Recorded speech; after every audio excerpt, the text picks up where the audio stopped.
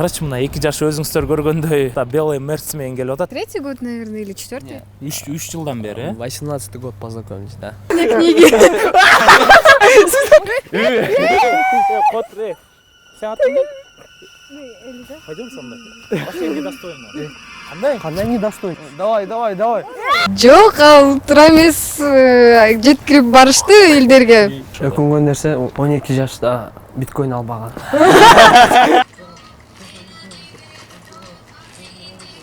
Мы же только что другое говорили.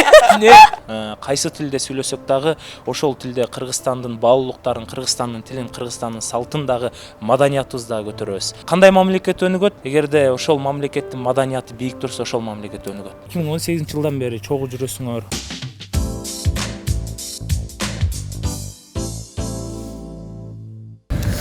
Ассаламу алейкум, Канат Шоу менин YouTube каналын катталуучулар. Бул эки сөз долбоорун тарт элеме көп болуп кеттир. Аябай сагындым. Бүгүн бизде коноктор өзгөчө азыркы убакыттын жылдыздары, тиктокерлер, инстаграм шиктер, башка шиктер дегенде эле айттым го, инстаграм шиктер деп. Азыр бул жака келип атат, биз чогуу тосуп алабыз аларды бирге. Эки сөз долбоорун калтырбай көрүңүздөр. Приятно смотреть Садини. Короче, мына 2 жаш өзүңүздөр көргөндөй бул жакта белый мерц менен келип атат. Ой, каяка? Өкөнү кандай сонун жарашат, мерсе? Какие приятные молодежи. Биз да убагында ушундай жаш болгонбуз убагында. Здравствуйте, недосягаемые звезды. Мы вас рады вас приветствовать. Бүгүнкү биздин каналыбыз кандайсың? Ушундай блогерский жаш ушундай болуп калыптыр, жаңыдан чыкканда элечи. Ой, кошмар. Достор, Сади менен Элиза азыр вообще не готов экен. Азыр биз кофе ичип алалы. Андан кийин өкөн неге чогуу келгенин биз силерге толук түшүндүрүп айтып беребиз. Скажите, друзья, вы сколько лет уже общаетесь? Уже 3-й год, наверное, или 4-й? 3 жылдан бери. 18-й год познакомились, да. 3 жылдан бери. Өзгөчө ушул Элизанын мындай эмне сапатын баалай аласыз? Ну, что нравится, она не гордая, вот. Простая, она... У нее актерка хорошая. Актерка. Да. Тот раз я слышала об этом. Давайте Луизаны кыйнап койду окшойт. Сиз мындай Садинин өзгөчө эмне сапатын баалай алдыңыз? Мисалы, не талант, просто адам жагынан, адамгерчилик жагы кандай болот? Он очень открытый, тарынчак эмес, бул мага аябай жакшы сапатта, мен менен дос болгондочу. Терпеливый. Еще у него харизма очень хорошая.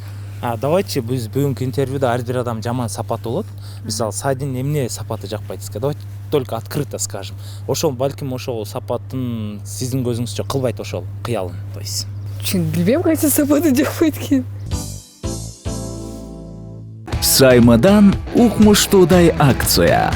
Эгер сен биздин катарда эмес болсоң, атайын сага 50% арзандатуу. Биринчи ай үчүн төлөө 445 сомдон башталат. Секундасына 100 мегабит ылдамдыктагы үйдөгү интернет. Интерактивдүү телевидениянын 200дөн ашуун канал. Каалайсыңбы, каалаган тасмаңды тыныгууга коюп кой. Каалайсыңбы, жаздырып алган каалаган беттешти же көрсөтүүнү көр. Муну менен чектелбейбиз. 1 сомго ТВ приставка жана бүт өлкө боюнча акысыз кошуп алуу. Сонун анткени бул Сайма. Дароо азыр чал жана өтүнмө калтыр. Сайманы кошуп ал.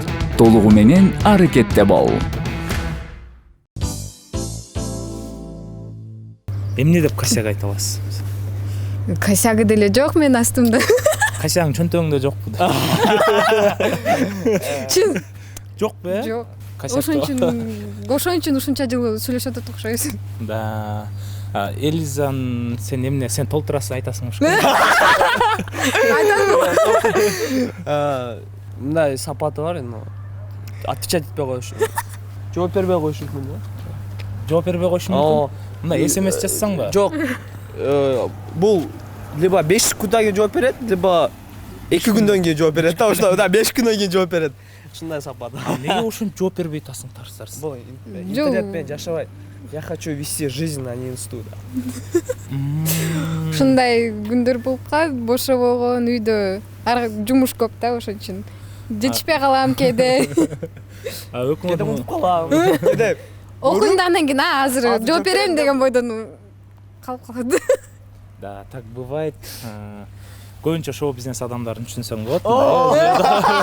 ошондо мен ладно. Сади өзү деле жооп бербейт. Сизге жооп бербейби? Жок. Бир жолу мага жооп нарындан качан келесиң деген ачсаңыз ошол бойдон турат. Ответ жок. Ответ жок. Нарында интернет жок, биз съемка кылып жүрөбүз да, сиз аны түшүнүшүңүз керек да. Бул балким Элизаны деле түшүнүп алып китеп окуп атат. Өкүңөр ушу 2018-жылдан бери чогуу жүрөсүңөр. 18 2018. Ушуп кеткен күндөөрүңөр болду эле, таарынышып мындай бири-бириңерге жакпай. Андай деле болгон эмес го. Кандай болгон эмес. Вообще болгон эмес беле. Мен Конфликтный эмес да бул. Бул Мындай конфликтте чыкпаган адамдар менен сүйлөшө берет да. Буга конфликт кылсаң, бул сүйлөшпөй коюшу мүмкүн да. Или бул билбейм. мунун характери мягче да меникине карагандачы. Сен жесткийсиңби? Жок. Мисалы сен Элизаны биз деген дайыма мындай жылмайып жүргөнүн көрөбүз да. Бирок чындыгында характериң кандай? Жакшы эле го характерим. Мен жиниме тийбесем, характерим жакшы эле.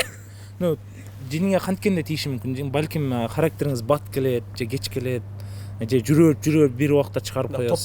Топтолобу. Жок, топтолбойт деле мындай. Тарс эле. Да, туруп бир нерсе айтсам или кишилер мага мындай өздөрү конфликт баштаса мен деле конфликтмин да, так. Она остро реагирует на конфликты. А мен Дальше продолжает, да? Конфликт дальше продолжает. Да, но она бирөө конфликт кылса, она лезет, да. А я такой человек, даже ко мне конфликт болсо, мен реагировать этпейм да. А почему ты не такой? Эми ар кандай адамдар болот да. Ар кимдин өзүнүн характери бар да, так что Уникальный все. Сиз деле башкачасыз да. да. Туурабы? Көрдүңбү, булар азыркы молодежьтор аябай акылдуу достор. Мен как будто жашым өтүп калгандай эле айтат. Өкүңөр тең баягы Инстаграмдан, ТикТокто жылдызсыңар. Анан састараны мындай элдердин көз карашы боюнча мындай өкүңөрдү кыз жигиттин образына көрүшөт да. Ушуга сиз үйдүн хозяйыны катары жооп бергиле. Үйдүн хозяин катары эмес. Жана эле мындай ушундай видео тартабыз. Вот. Просто образ болуп Почему калган. 2018-жылдан бери, 4 жылдан бери жөн эле видео тартып жүрөсүңөр? Себеби мага жакты. Жок, мага жакты. Как она играет, да. Мен мындай экөөбүздө коннект болгондо түшүнүксүз. Мен буга айтам, мындай кылып ойноп бер. Хорошо деп туруп, мындай 1-2 кадрда уже она нормально играет, да. А башка кыздар менен, они тоже снимались. Они уже не так допирают, да. Она уже как бы понимает в голове же, как отыгрывать. Ал эми Элиза, сиз айтсаңыз. Садинин айтканына деле кошулам баарына. Бул да көбүнчө идеялары көп. Өкүңөрдө никогда мындай симпатия болгон эмес беле? Дружескийден башка жок. Бетин көздөрүн И сен айтчы, жок тети бирдеке айтчыдай болуп атат. Ошо буга бербейсизби? Ой, айтчы. Ошо айтып атам мындай, сен үйдүн эркеги. Жок. Андай эме никак не возникало. Мисалы, Сади башка кыз менен жүргөндө кызганасыңбы? Жок, мен кызганчак эмесмин. Вот, кызганчак эмес, түшүнөт да, то есть. Элиза башка бала менен жүргөндө кызганасыңбы сен? Мен повод бербейм. Сизди көп мындай окуган катары угабыз, анан китеп окуйсузбу өзү негизи? Ооба. Ладно. Бар чикет. Кайсы китепти окуйсуз? Көбүнчө подростковый литератураларды окуйм. Литературага кызыгасызбы? Подростковый литература это. Эми по-любому литература же это. Ушу подростковый историялары. Жок, акыркы китептин окуган атын айтсаң? Стигмалион. Стигмалион. Ким билесиңби Стигмалионду? Билбейт экен. Француз окумушту билбейм. Название книги. Жөн эле француз окумушту деп. Мен өзүңүз азыр экөөбүз жаш болдук. Сен китеп окуйсуңбу өзүң? Мен Чыңгыз Айтматовду билем да. Мен Толстойду билем. Толстойду угуп калгансың деп эле, Толстой деп чыгып атса. Жок. А Толстойдун акыркы жолу кайсы китебин окудуңуз? В данный момент ошо Анна Каренинаны окугам. кайсы бетине келип калдыңыз китептин смыслы жөнүндө? Жок. Эми мейли кыйналбай эле коюңуз, кийинки суроого. Эгерде эми жашоо ар кандай болуп кетет да. Эгерде экөөңөр баш кошуп мындай жашап кала турган болсоңор, экөөңөр бирге жашай алат белеңер? Жок. Короче, мен суроомдун себеби мындай болуп атат да. ооба. Экөөңөр тең мындай ошо блогерсиңер, бирге жашай алат белеңер блогерлер, мисалы сиз да блогер, сиз да блогерсиз да. Эми билбейм. Бош-бош түрдө. Боло бересиң. Жок, мындай бир жактан понимание болот да. Бир жака съемка болсо, как блогер катары түшүнөсүң да. Допустим, у нее, допустим, другой появится человек, может, это он не будет понимать, что такое там туда съемка, как-то туда танымаган балдарга кетесиң, может, он не так может понять, да? По-разному ситуация воспринимается. Короче, сиз даярсыз, чтобы Жок. Мен болбойт деп атам. Болот деп атам, мен болбойт. Мына сага. Мына Элиза макул, Элиза болбосо деле башка блогер кызды алганга даярсызбы? Мисалы, блогер кыз эми өзүңүз көргөндөй, балким үйдө кухняда блогерлик кылаттыр да, же балким ал кухняны сүйбөй көчөдө блогерлик кылаттыр, контент тартаттыр. Сиз мындай блогер кыз менен жашай аласызбы? Пусть не Элиза. Не. Мага баары бир ал кандай профессия алат, кантип иштейт, бирок как адам сыяктуу сен ал менен сүйлөшүп, анын характер сага жагып, мындай, который ты заметил, башкаларда андай жок, мындай уже өзүңө башкача карап көздөрүң менен да. Вот. Блогер болсо дагы, врач болсо дагы, любой адам боло берет, профессия не важно, да, как человек тебе если понравится, то жашай бересиң да. Кийин жолдошуңуздун чыгармачыл адам болушун каалайсызбы сиз? Негизинен каалабайм. Кандай болушун? Балдар чыгармачылык менен кеткенде ата-энем деле буга каршы болот. Мисалы, чыгармачыл балага бергенге, Бирок, конечно, мен өзүмдүн выборыма карашат. Бирок өзүм отличие заметно болот да, ошо чыгармачылык балдар менен жүргөндө, анан кийин өзүмдүн досторум менен жүргөндө. Бирок керки, конечно, бар чыгармачылыктагы эмелер, бирок билбейм. Ата-энеңиз мындай, ата-энем строгий, атам, апам ушат, туда-сюда деп каласыз. Ата-энеңиз творчествого кандай карайт мындай? Туура эле түшүнүү менен карайбы? Кээде мисалы чыгармачылыкта ар кандай болот да, кээде хайп үчүн бирдекелер тамашалап, видеонун ичинде жөн эле сүйлөшүп коесуң да. Ошондой нерселер туура түшүнөбү? Ошондой сиз көбүрөөк отурушасыз. В мере дозволенного, конечно, позволенного. Мындай, эгерде граньдан өтүп баратса уже Ай, кызым, токтот дейт да. болбосо, эгер жиндетип койсом ошондон баардыгын токтото салышы мүмкүн да. Ошон үчүн дайыма мен грамкадан чыкпайм да. Биздин кийинки сурообуз мындай болсун, экөөңөрдү как актер, актриса катары биз видеолоруңарды көрөбүз. Давайте азыр биз общий бир роль аткарып көрөбүз, Кандай роль? Өзүңөрдү ушул жерден көргөзө кетсеңер болот. Идея, сценарий сразу придумай, что на ходу.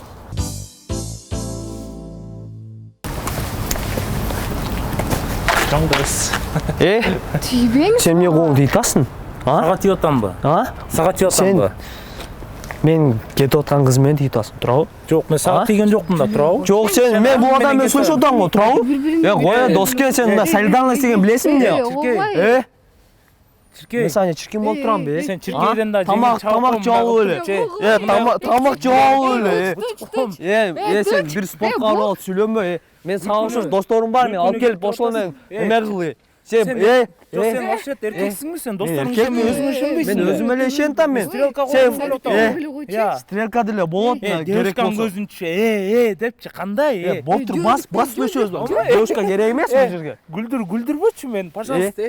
Сен неме алып болупчу? Давай мында өзүң алып келесиң мында по весу түшкөн адамдар менен урушам. Мен өзүм дос кем алып келем мында по весу. Сен мен жерес кармай бербей эле кой, мен сүйлөш. Сен атың ким? Мучундуң менен кылгын, сүйлөштүм го. Котре. Сен атың ким? Элиза. Пойдем со мной. Вообще недостойно. Кандай недостойный? Сен кимсиң? Жөнүнө келип эле колдоруңду карап. Сен кимсиң? Бала ушундай кыл. Когула бири-бириңи көргөттө келбей. Райондан болосуң сен. Менчи. Кеттик. Мен просто рейстат показывать эткен көрүп жакшы көрөм. Эчтеке болбойт. Сүйлөнүп кала берсин. Бас Акылдакчы. Койчу, Не, алтыным. Иә. Не, чыксакчы мына до конца нормально рингке барып чыгайлы. Сен Койчу. өзүнчө эле эме кыла бербей. Мон жөнүнө койчу азыр. Жүр, кете берем чокой. Теңелбей эле койчу. Койгун. Теңелбей эле койчу, бас. Сен кичине мында. Кичине эме чыгарып ал. Давай.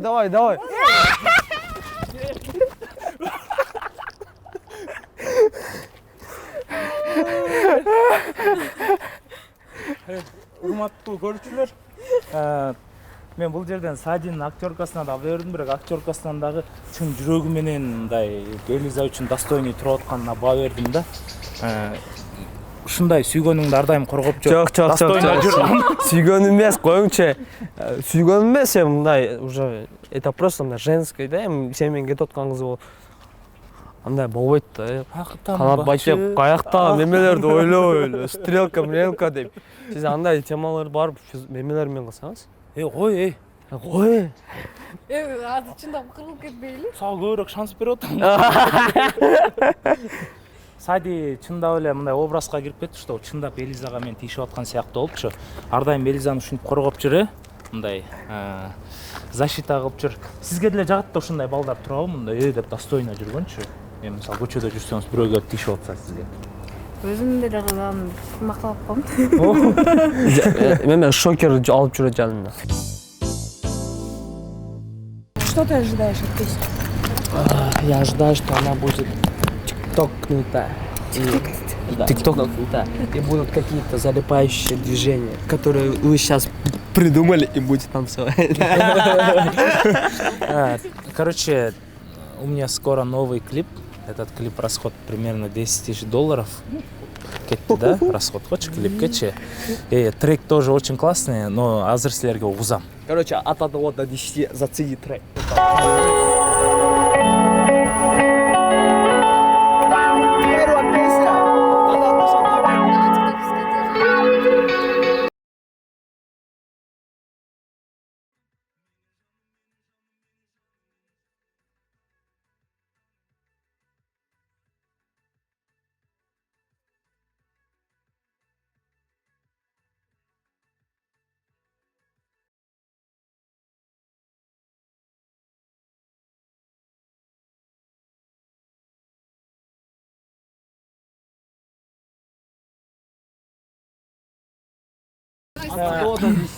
Давай съемся. 10 из 10. Давай. Эч жака чыга элек булур. Сиз өзүңүз оюңузду айта кетсеңиз, ыр кандай экен? Мындай, что мне нравится, что это первая ваша песня, она абдан мындай угуп приятный, да? Приятно На смотреть. релаксе. Да. Мындай, эртең туруп, балапаным, мындай карап коюп кете бересиң да. Баштадан, да? А? Элизаны элестетип.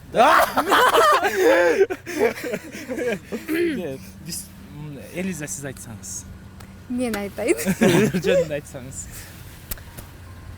Эмнеси менен өзгөчө жакты?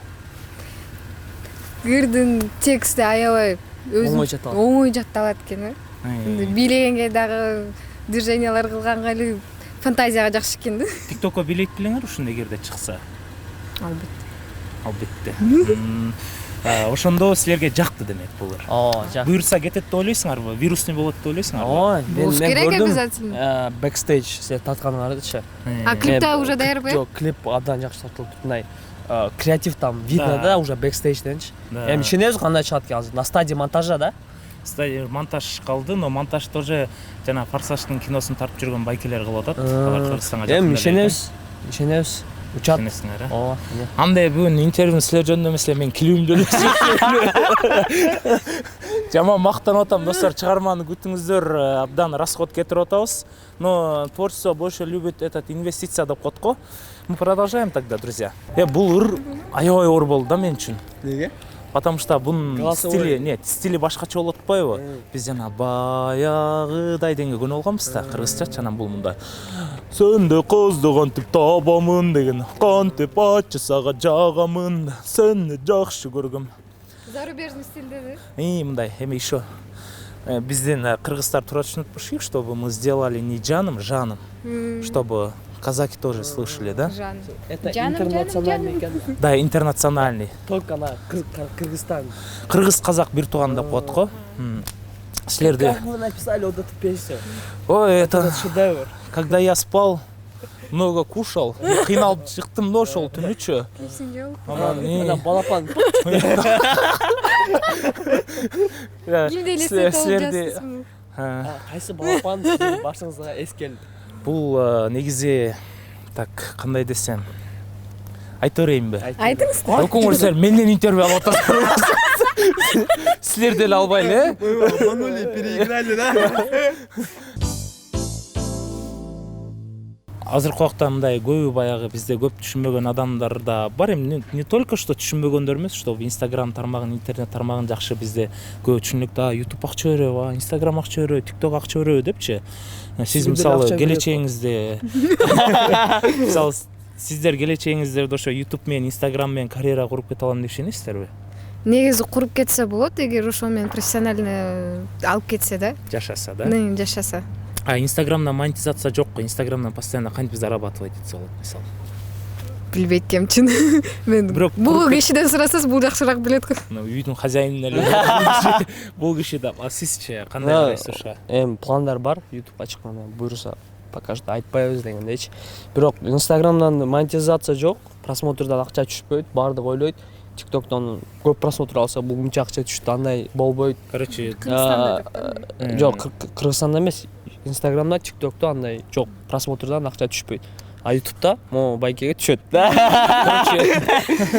Анан Instagram'дын боюнча реклама катары же башка бирөөлөрдүн видеосуна катышып, же бир бренддин лицосу болуп, амбассадор болуп, ошентип дагы ошентип тапса болот, да? Акча тапса болот. Анан Элиза кылгандай клиптерге катышып дагы акча тапса болот.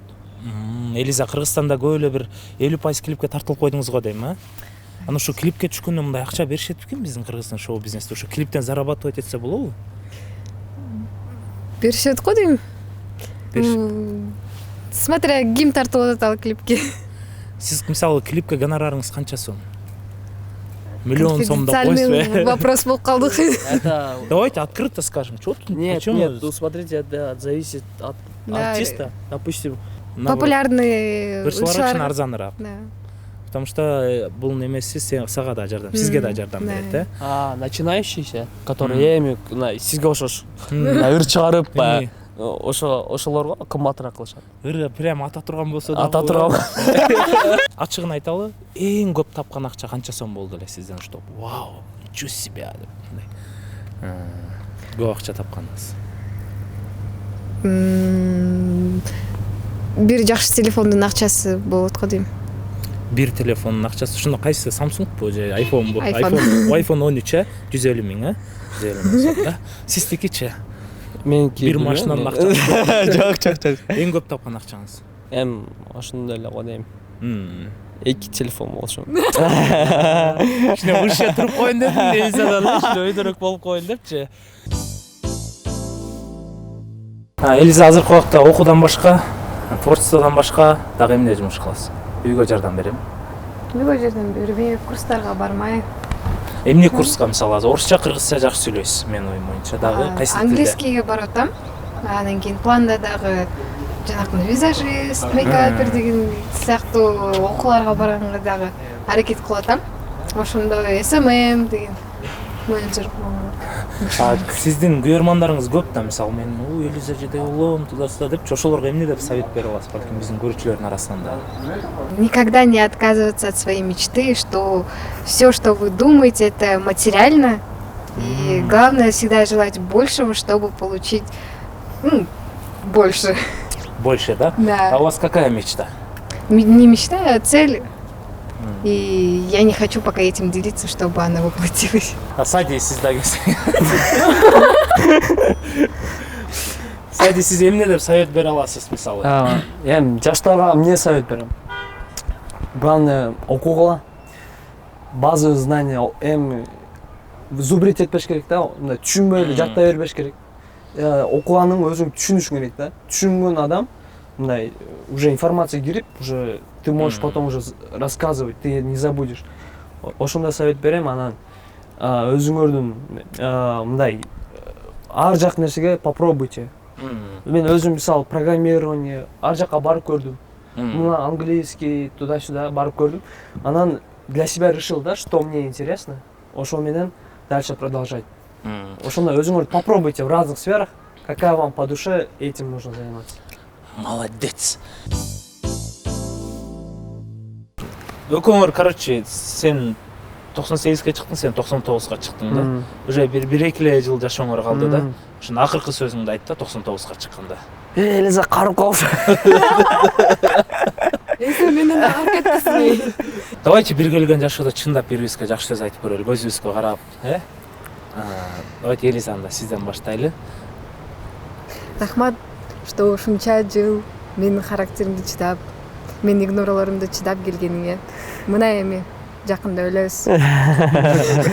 Рахмат, Элиза, что ты хороший человек, хороший собеседник, хорошая актриса. С тобой приятно время проводить. Эгерде сен журналист болсоң, Элизага эмне деп суроо бермейли? Эмне? Урматтуу Элиза, сиз эмне себептен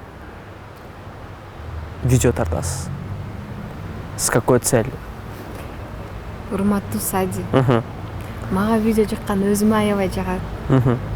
Ошодон удовольствие алам, ошон үчүн тартам. Элиза, сиз эмне деп суроо бермексиз Садиге? Сади, ушул позитивдин баарын кактан аласың? Где твоя энергетика? Энергетика? Куда ты берешь? Энергетика познается в хорошем сне.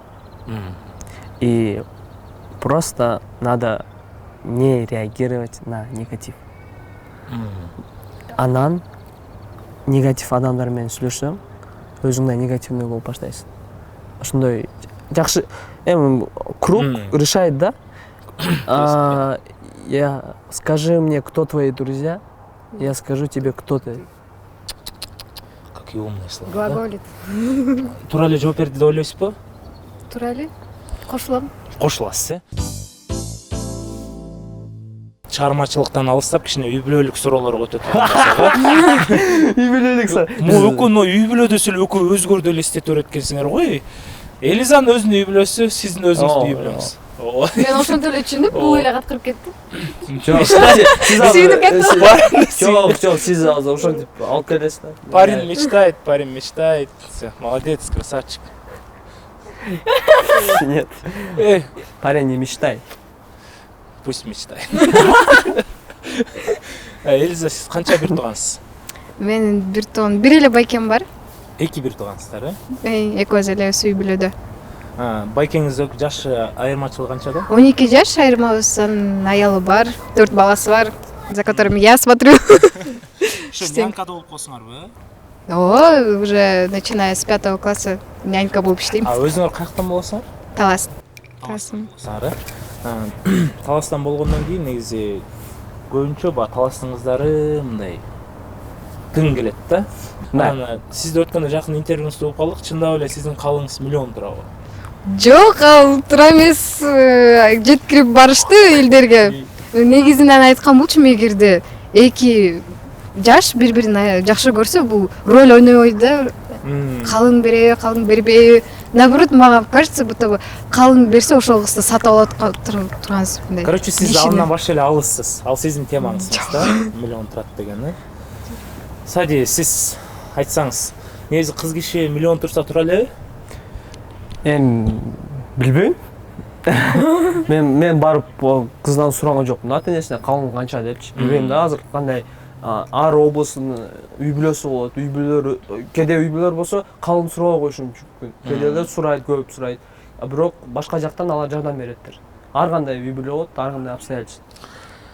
Жашооңордо негизи эң өкүнгөн нерсеңер кайсыл нерсеге көрө өкүнөсүз? Билбейм. Андай деле менин оюмча ар бир жамандыкты өткөнүбүз бул бизге урок болот. Ал эгерде аны өтпөсөк, эмкисинде по-любому ошондой жаңылышка келмек балким. Сиз канча жаштасыз азыр?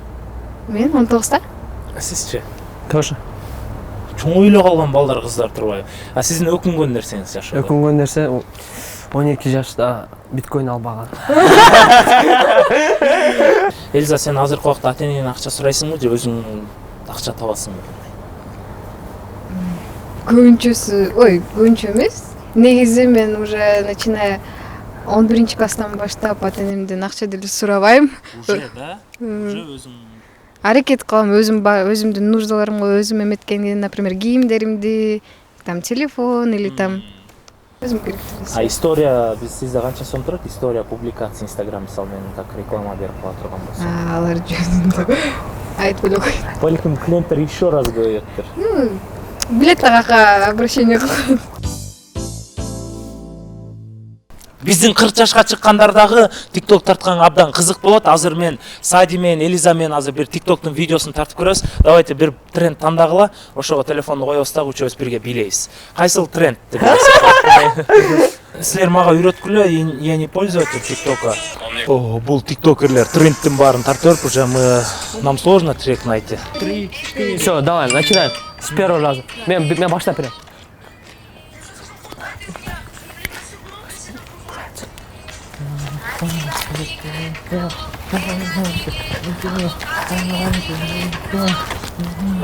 Төле жинде болуп коюш керек да? О, болду, миллион просмотр аласыз, болду.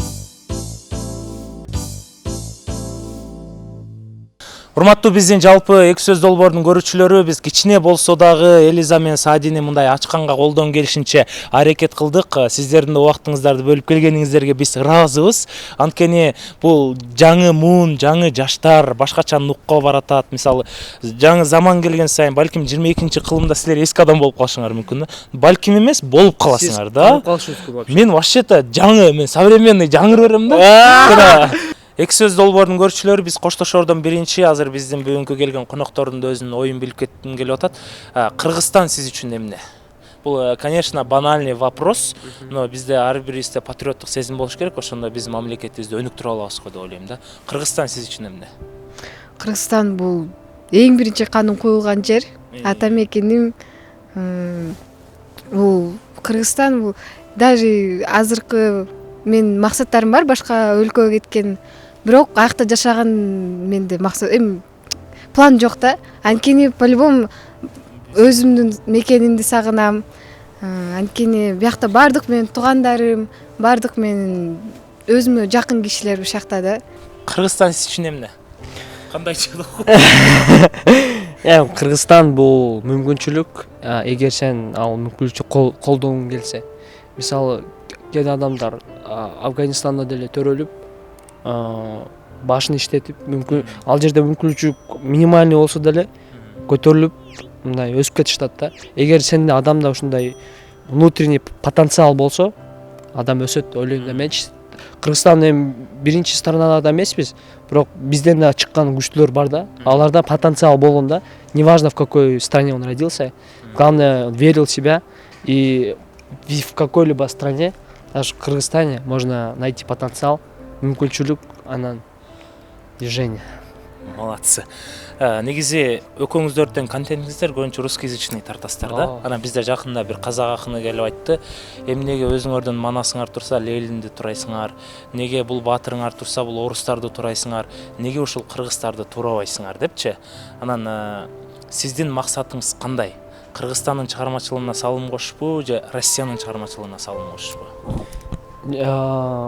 Неге мен орусча тартам, анткени Кыргызстан интернет пользовательдери мындай аз да. Эгер только кыргызча тартсам 100 миң эле болушу мүмкүн да. Орус тилинде болсо бүт СНГ сүйлөйт да. Ал ичине Россия кирет, Тажикстан кирет, Казакстан, Кыргызстан, көп мамлекеттер билет. Бывший СССРдин мамлекеттерчи. Анан ал жактагы адамдар түшүнүп, мындай доступный язык да, булчу. Баары түшүнө турган. Сиз деле түшүнөсүз да. Бирок анан мен көбүрөөк адам көрүш үчүн, чтобы мындай ар жактан тааныган жакшыраак да, чем Кыргызстандан. Кыргызчада контент тартайын деген оюңуз барбы? Ооба, бар, конечно. Биз Кыргызстан билим алышыбыз керек. Биз көп жака чыгышыбыз керек. биз караңгылыктан чыгышыбыз керек.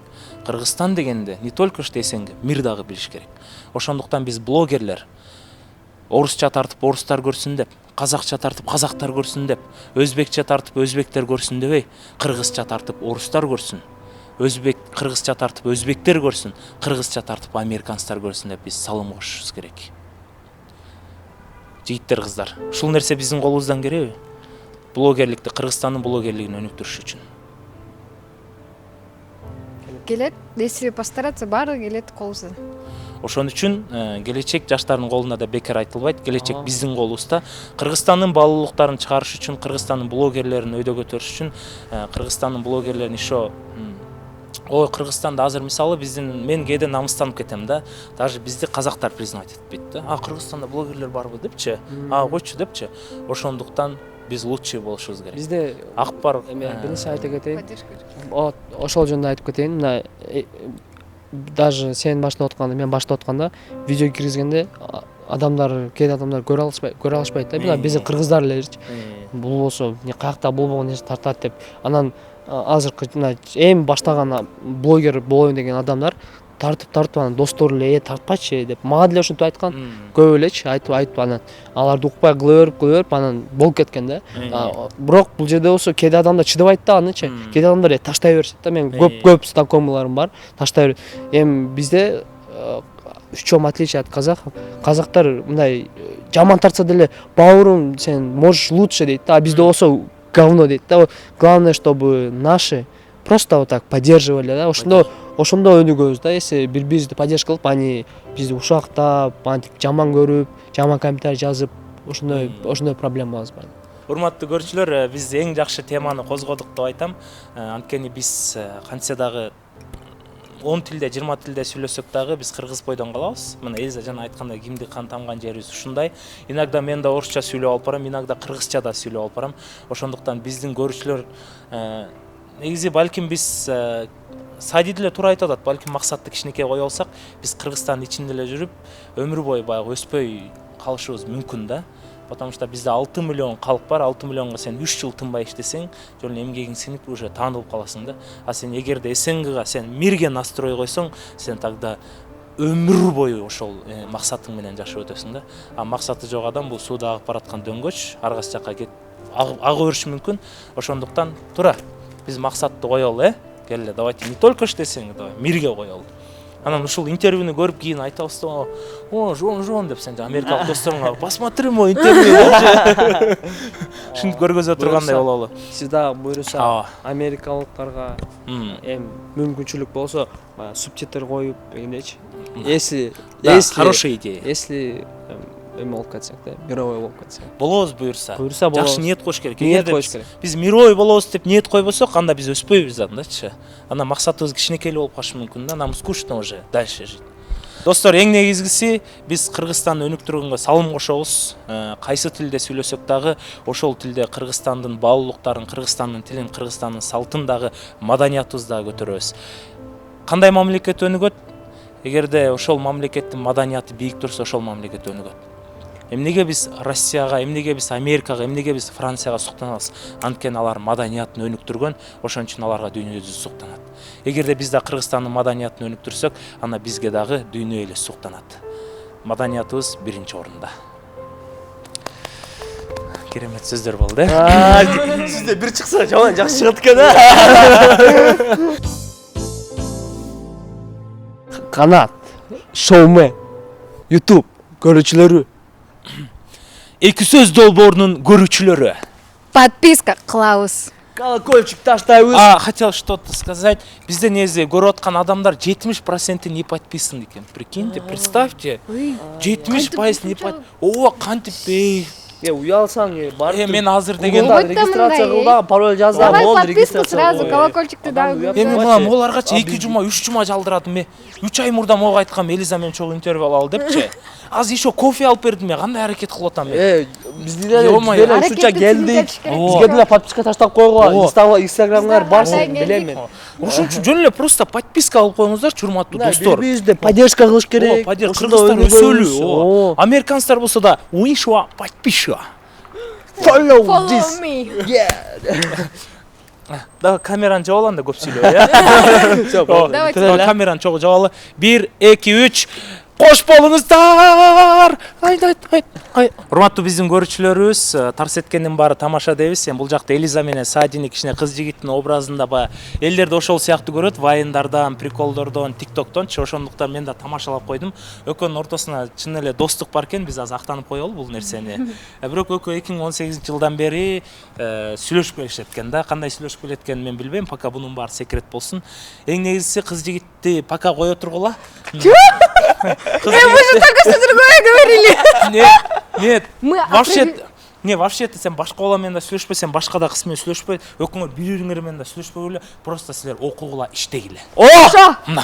Тура. Ал эми окуйсуңарбы, иштейсиңерби, өзүңөр билесиңер, кыз жигит болуп сүйлөшөсүңөрбү, аны да өзүңөр билесиңер.